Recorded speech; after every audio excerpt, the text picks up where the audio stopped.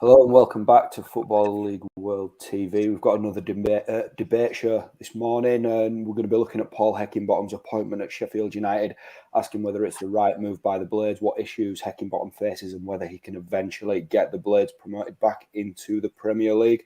Joining me is Chris Thorpe and Ben Wignall. Chris, how are you getting on this morning? Yeah, not too bad, mate. Bit chilly outside, but yeah, plenty to get into. So really looking forward to it. Good stuff. How are you, Ben? Yeah, I'm all right. I know Chris said it's chilly, but he's a southerner. Up north, we're a lot more chillier than him. Yeah. Shaking a little bit this morning, but yeah, I'm all right apart from that. No, I'm with you there. 2 jumpers on this morning. Absolutely freezing up in Leeds. Right, we'll get straight into it.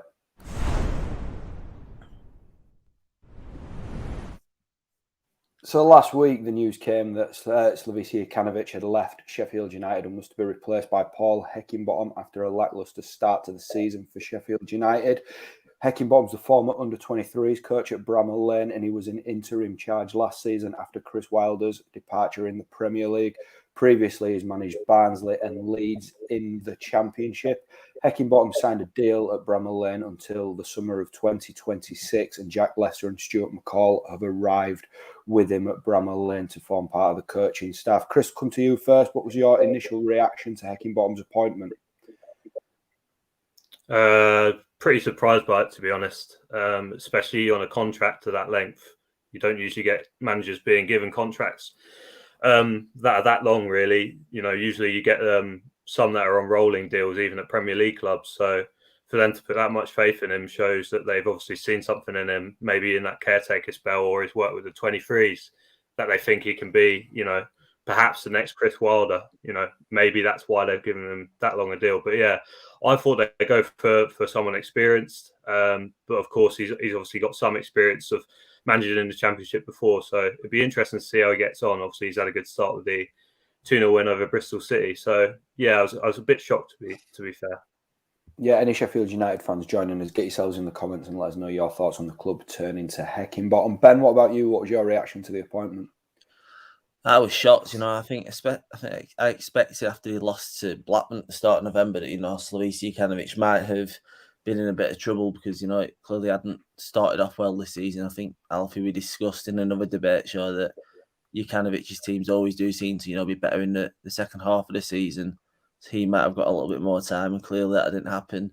Timing of it was a bit strange. Obviously, to beat Reading, it suggested there was more than the results, and which isn't really surprising. You know, he made kind of demands to the board about transfers in August before the end of that window. The fact that Heckingbottom was instantly appointed, you know, on a long-term contract, no less, really took me and probably a lot of other people back. I seem to remember the reaction on social media was one of shock. He's a man, like he says, had contrasting fortunes, you know, at Barnsley Leeds in the Championship.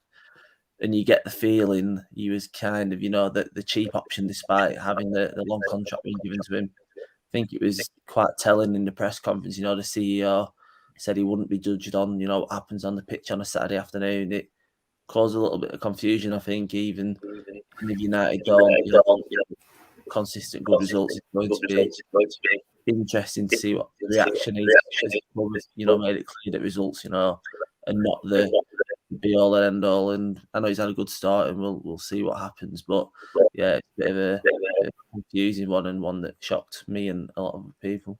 Yeah, and I think looking back at Heckingbottom's previous stint in the Championship, he did really well with Barnsley. You know, it was his club, and they overperformed, I think, in his first full season in the Championship. Seem to remember they might have been around sort of 8th to 10th in the table one year. He, of course, went to Leeds. You know, I watched him firsthand there, and I felt that in the 16 games he had in charge at Ellen Road, he failed to sort of match the expectations of the club. Sort of feel that Sheffield United fall somewhere in between Barnsley and Leeds in terms of size and what the expectation is. Ben, I'll stick with you.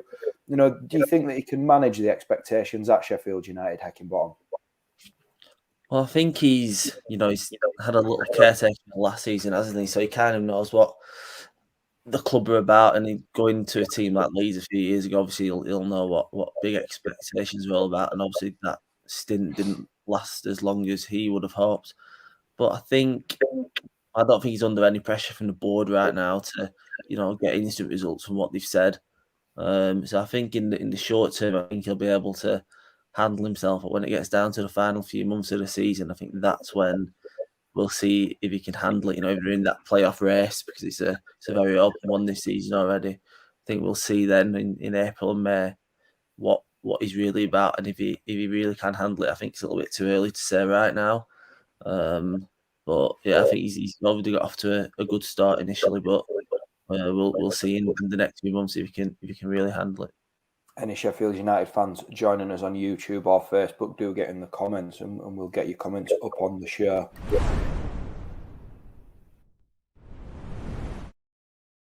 There's little doubt that Heckingbottom's, inherited a really talented squad at Bramall, and a lot of players played in the Premier League last season, and a lot of the promotion-winning squad from 2018-19 remains. But it's safe to say that despite all the talent in that Sheffield United squad, they've struggled to adapt to a new regime under Jokanovic, and then, just adapting back to the Championship's been a struggle as well for the Blades. Chris, what are the standout issues you think that Heckingbottom needs to address at Bramall Lane? I think it's keeping everyone happy, to be honest. When you've got such a talented squad and so many options, it's hard to, keep them satisfied when some are being left out each week. And I think that's the problem that Jokanovic sort of had. He couldn't keep people happy, and he kept changing the team, and he was getting no consistency, no matter what sort of system he put in place. So if Heckingbottom can kind of settle on a starting 11 that he'll start in week in, week out, I think he'll do really well, and that will be the sort of basis for success. But yeah, I'd say keeping all of those players happy is going to be a task in itself. And for that reason, I think there will be departures in January, which is something I thought would happen under Jokanovic as well. And what about you, Ben? What do you think the standout issues are that Heckingbottom's inherited? I think he needs to figure out a clear strategy and formation going forward. I think Jokanovic perhaps brought in his favoured system, the 4-2-3-1 a bit too soon without any natural wide players. I think from what we've seen last season as caretaker and his first game this season, Heckingbottom will use a 3 at the back, which may suit this squad of players more as we saw in the Premier League. But I think he also needs to decide which players to let go of in January. I think he may only be able to bring new players in if he sells a few. I think Sander Berge is one player who had a bit of interest in the summer, but he didn't depart, and he's not played much this season because of injury. I think he came off the bench at the weekend. But did the club sell if they get a sizable offer? I think it'd have to be considered, and I think it wouldn't shock me if he goes down the route of using a bit more youth as well. I think I'd expect Ryan Brewster to play a major part. He's already got a goal under Heckingbottom, so he's a player who may play a big part going forward. And I just feel like a few of the senior players, may find themselves either on the bench or, heading out the door to make way for a few younger players. Heckingbottom coming from the under-23s, he'll clearly favour featuring some of the young players, maybe Daniel Jebison getting a recall. He handed him his debut in the Premier League, so we'll see what happens with that one. But I do think there'll be a few more young players getting a chance and a few more experienced ones, maybe spending some time on the bench under Heckingbottom. We've had a comment in from Wayne, a Fulham fan, who feels that Jokanovic should have had one more season. I don't know whether he means the rest of the season or another year. Of course, as you mentioned, Ben, Jokanovic's sides were sort of slow starters, strong finishers, which Fulham fans are well aware of. I was at Bramall Lane on Sunday for Heckingbottom's first game in charge, and as the lads have alluded to, it was a 2-0 victory over Bristol City. A good performance, goals from Ryan Brewster and Billy Sharp secured the points. But apart from those two, there was some really good performances. Wes Fotheringham played well in goal. Basham was good. Norwood was good. Hurahan was good in the midfield. And Morgan Gibbs-White was my man of the match. Chris, who do you think is going to benefit most from Heckingbottom's appointment within this playing squad? I think most of the players that have obviously played in that 3-5-2 system under him before, I think Billy Sharp... He's arguably their best player, in my opinion, because he always seems to score goals, and particularly this season, he's created quite a bit as well. So I think he'll continue to thrive. But then also Morgan Gibbs-White, if they can prevent him from going back to Wolves, then I think he's going to be a big player for them. Obviously, he was under Jokanovic in spells. So I'd say Sharp and Gibbs-White are definitely key. And also Hurahan deserves a mention. Obviously, it looked like he could be on his way out, but perhaps he's been given a sort of stay of execution under Heckingbottom. And what about you, Ben? Who do you think could thrive under Heckingbottom from within that Sheffield United squad?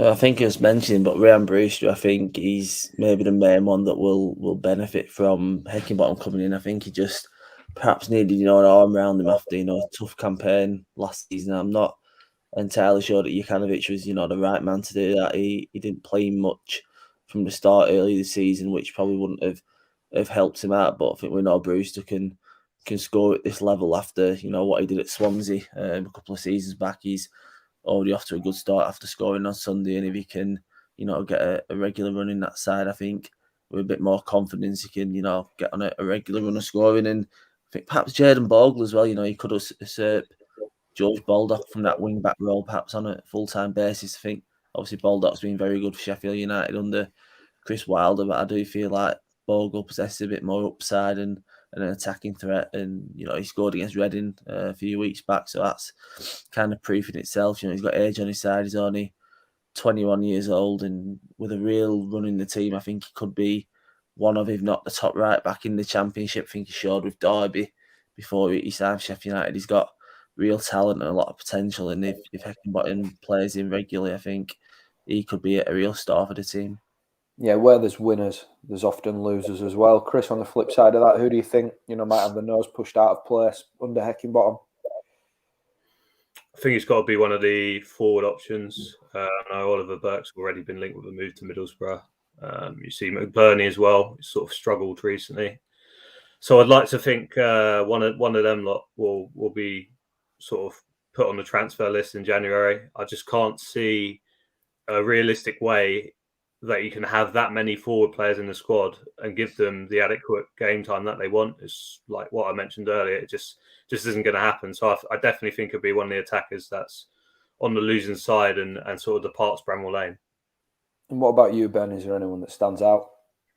Yeah, I was going to say McBurney as well. He's not featured that much this season. I think there was a little bit of Premier League interest at the end of the summer transfer window, so perhaps him. I think there's been interest recently in Muse as well from Turkey, I think, and it'd be interesting to see if anything happens there. I know he's scored a couple of times this season, but there is a lot of strikers still, and if the rumours are true that Jebison might be coming back in January, then that just perhaps pushes one of them two down the pecking order a little bit if he's coming back to play. And I think you've got to think about Sander Berge as well. If an offer does come in for him this January, he's not played much this season because of injury, and the Sheffield United board might be thinking that they have enough in the middle of the park to, get by. They could potentially strengthen a little bit if Berge does go, and I don't think he'll be short of suitors if he's fit in January. And him being one of the top earners at the club as well, maybe Heckingbottom might try to, not force him out, but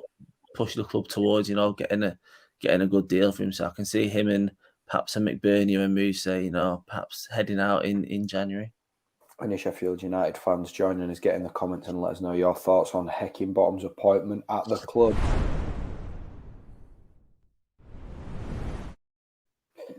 Heckingbottom's first sort of press call, he didn't rule out the prospect of Sheffield United still challenging for promotion despite their tough start to the season. They're down in mid-table at the minute, and it's they're away adrift of the top six. Chris, do you give the Blades much hope of cutting the gap to the top six between now and the end of the season? Be tough. I mean, they'd have to go on a big winning run, I'd say. But they've got quality in there. I think they'd have to be looking at the playoffs rather than the automatics now. I think they're too far adrift of that sort of top three, if you like, of West Brom, Bournemouth and Fulham. But no, I wouldn't rule it out. I mean, we've seen it happen before, whether it be in the Championship or League One or League Two. Teams can just come out of the chasing pack and go on a run and make it into the sort of final few playoffs places. So, yeah, I think they've got a good chance if, as I said earlier, he gets some consistency going with the lineup and keeps those talented players performing. And I'm sure they've still got a chance for sure. Yeah, it's a tight division this year. Ben, what are your thoughts on Sheffield United getting back into the top six race? I think it's entirely possible. I think the weekend win against Bristol City put them up to 13th in the table, and it's just 7 points off the playoffs. Don't think the Championship's been more open than it than it has this season. I thought the top three, are set in stone with, Fulham, Bournemouth and West Brom, but, the latter have been on a poor run, and even Fulham and Bournemouth are dropping a few points now. I don't think them two will be caught in the end, but I think West Brom being dragged into that, playoff chasing packs made things, a lot more interesting, and a few wins in a row for Sheffield United, and I think they could be, bang back in that mix, and I think they've certainly got the squad to do so on paper. I'd definitely fancy him to do it, depending on what the January business is like, and they don't cash in on too many players if the opportunity arises. I think Heckingbottom's already said it's unlikely that money will be spent, but you think looking at the players they have, it should be feasible for them to get in the top six, comparing them to other squads. But the Championship's a bit of a funny league. They've been very inconsistent this season, and like Chris said, it will take a good run of results from them to get into that top six, because there's still quite a few teams between them. Yeah, I mean, longer term, if it doesn't come off this year, Heckingbottom's landed a contract until 2026. And I mean, I'm sort of second guessing here, but surely the ambition of the club is to get back into the Premier League. Chris, is Heckingbottom, the right man to oversee this project then, if it is going to be a 2 or 3 year project to get back to the Premier League? I mean, as Ben touched on rightly earlier, they've got some promising young players. I just think it's about whether he's going to get that balance right of, utilising the experienced players that he's got and the established players that he's got, and also bedding in those youngsters. Because if he can get that balance right, then yeah, he probably has got a good chance of getting them to the Premier League. But I'm just not sure if it's going to happen this season. And, with the way that they sacked Jokanovic, I know he was doing badly. I'm sort of worried that if Heckingbottom didn't achieve, promotion this season, that they could do the same to him. I just think they're a bit cutthroat, to be honest, when it comes to their managers in more recent times. So it'll be interesting to see if he does get the sack, if they don't go up this season. Yeah. And what are your thoughts, Ben? Do you think he's the right man for the long term at Sheffield United? It's a tough one. I think it depends if the players, buy into his methods. It's already been a good start with a win over Bristol City, but he's got some tough games coming up against Fulham and QPR. So it's interesting to see what comes of them, because obviously they're two teams that right now are flying. Most of the squad, most of his squad finished 9th in the Premier League, you've got to remember, 2 seasons ago. So I think there's clearly talent there, but it's just a matter of he can coach the best out of it, the squad, because he's had a mixed run in the EFL so far in his coaching career. I think knowing that he wasn't the choice of most fans means that it's very important to get some wins under his belt very early on to try and turn the fans on his side. Let's see if he can continue like he did on Sunday. But if it goes the other way and a few bad results come before the end of the year and perhaps in January, I think the pressure will quickly be on him, not particularly from the boardroom, but from the stands. And sometimes fans can sway matters in the boardroom. But I think the club have backed themselves into a bit of a corner, giving him a contract to 2026. It's a very long term for someone who's got relatively little experience in senior management.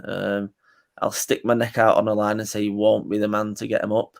I don't think it'll last the 4.5 years he's got to deal with. I just got a feeling it won't work out in the end, but you can feel free to prove me wrong. Yeah, anybody joining us on the show, later on YouTube, Facebook, get yourselves in the comments. We do want to hear from you even after the stream, and let us know whether you agree with what Chris and Ben have said.